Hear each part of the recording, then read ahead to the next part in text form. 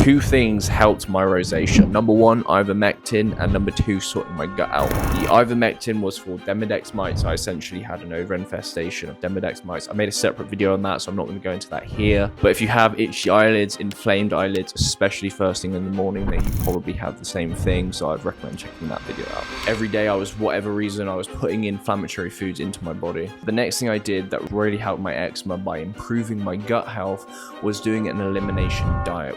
What an elimination diet does is it allows your gut to heal by just eating one food for an entire week. So I did chicken wings, but I probably also would have said to do red meat because it's got more nutrients in it, right? Then you can reintroduce foods back in one by one. If your gut gets worse, if your skin gets worse, then you know that's an inflammatory food. You stop eating it. When you add a food back in, if things are still good, then you know that that's an okay food for you to eat.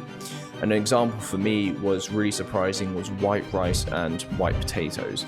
For whatever reason, as soon as I started eating them in any sort of significant amount, right? Like one, if I go out for a meal now and I have white rice, it's fine. But if I was having it like 3 or 4 meals per day, I would notice the next day my skin was visibly more inflamed. So I kept that out and I swapped it out for quinoa. Quinoa is a great carb source for me for, whatever reason, it just doesn't inflame my skin. And then through the process of doing this, you figure out what messes up your skin, what triggers your rosacea. So for me, paprika was a massive trigger food. It just dries my skin out, massively increases inflammation in my skin, also like makes me feel dehydrated. Spicy foods, big red flag for my rosacea. Dairy, just really bad for my skin in general. I keep all that out. Alcohol, I know for a fact that's going to massively trigger inflammation in my skin, so obviously I massively reduce how often I drink these days, but if I do go out, then I know to expect it.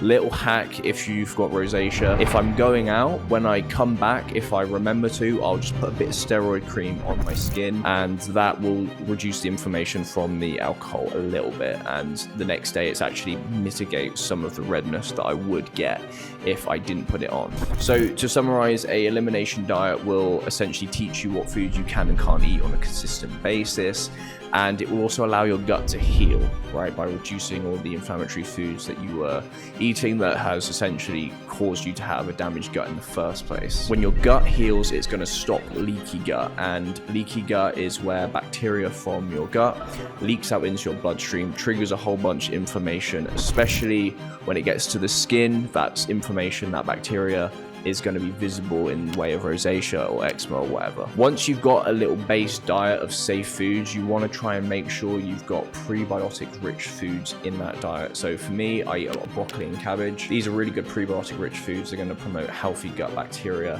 and that's also going to be really good, right, for your skin. You just need to find meals that you can eat on a consistent basis and prepare them in a way where you're actually going to eat them, right? So for me, I don't have a lot of time to spend preparing food or doing anything like that, so I just cook once a day.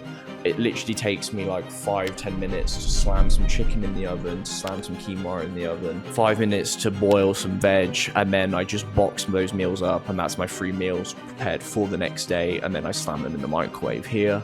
Super efficient, super effective, and I don't then have to eat junk food, right, or where I'm like ordering a KFC because I don't have anything prepared and I'm really hungry. Essentially, you just need to be super aware of what you're putting into your body, what effect it's going to have, and anything you're coming into contact with, anything that will have with your skin.